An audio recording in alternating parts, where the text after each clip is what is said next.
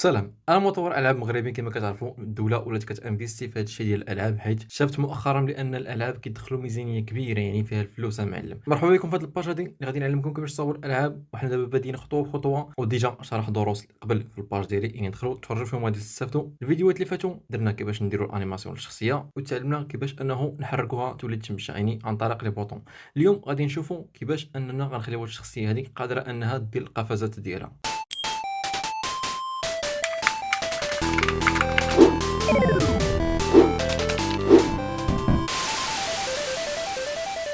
الا كنتي اول مره غتشوف هذا الفيديو هذا، ما تنساش انك دير فولو وتابعني وتفاعل مع الفيديو. ولا كنتي من الناس القدام كذلك ما تنساش انك تفعل مع هذا الفيديو هذا، هكا غتعاوني باش المحتوى ديالي يطلع للناس اخرين والناس اللي مانتيريسين، وهكا الباج غادي تكبر ان شاء الله. يلا نبداو. اول حاجه هي اننا غادي نمشيو للكاركتر ديالنا وغادي نرجعوا عند نفس السكريبت اللي خدمنا فيه في الفيديو اللي فات، غنعاودو نفتحوه باش نبداو الخدمه ديال السكريبتين اللي غادي يخلي اللاعب ديالنا ينقز ان فوا كنقيسو البوطون ديال سبيس. هنا الفوق في الكلاس غادي نطابي public rigid body 2D rigid body، يعني غادي نسميه rigid body.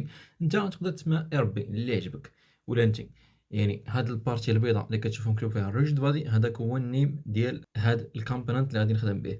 غادي نمشي موراها عند الفانكشن ديال ستارت. هاد ستارت هذه حتى هي غادي نكتب فيها هاد اللاين اوف كود، وغادي نكري واحد الفانكشن اللي غنسميها جامب. موراها غادي نكتب هاد الاف ستيتمنت، وغادي ندير هاد اللاين اوف كود اللي هو input dot get button down jump. يعني هاد جامب شنو كتقول لهاد الكود؟ تيقول لك الا كليكيت على البوطون ديال سبيس اللي هو في يونيتي يعني جامب، غيطبق هاد الكود اللي غادي نكتب في الداخل ديال هاد الاف ستيتمنت. ومن بعد ما غادي نكمل هاد الكود هذا، هاد اللاين اوف كود، غادي نرجع عند ابديت فانكشن وغادي نطابي هاد الفانكشن ديال جامب. هاد الميثود هذه كتسمى كالين فانكشن، او بحال كتعاود كتنادي على واحد الفونكسيون معينه. انا غادي نحطها في هاد الابديت، وغنطلع عند الكلاس الفوق ونعاود نطابي هاد البابليك فلوت جامب فورس كتساوي 10 اف اللي كتعني 10 فلوت.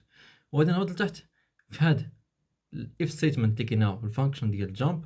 هاد العشرة هادي غادي نبدلها بهاد جامب فورس، بحال شتي هاد العشرة هادي عوضتها بهذاك جامب فورس، حيت هنا الفوق كتساوي جامب فورس كتساوي 10. يعني في البروغراماسيون سواء حطيتي 10 ديريكت ولا غتحط غير ديك جامب فورس اوتوماتيكمون. هو فاش يبغي يطبق هذا الكود هذا كيطلع الفوق تلقى جامب فورس القيمه ديالها هي اللي هي 10، وبالتالي كينقز لك ب 10 اف. وغادي ندير كونترول سيف باش السكريبت ديالنا يولي يتونجسترا مع اللاعب. ومن بعدها غادي نمشي عند السكريبت ديال هذا اللاعب هذا، وغادي نمشي عند الانسبكتور.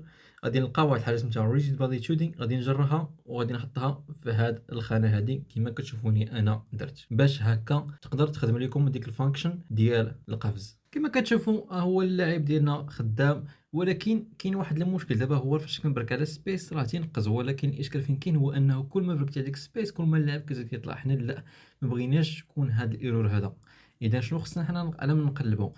فاش نبرك على السبيس ويكون اللاعب بعيد من الارض، ينفو تعاود تبرك عليها واللاعب يكون مازال ما عاودش رجع، ما يزيدش يطلع اكثر، يعني غيولي ينقز غير بديك 10 ويعاود يهبط.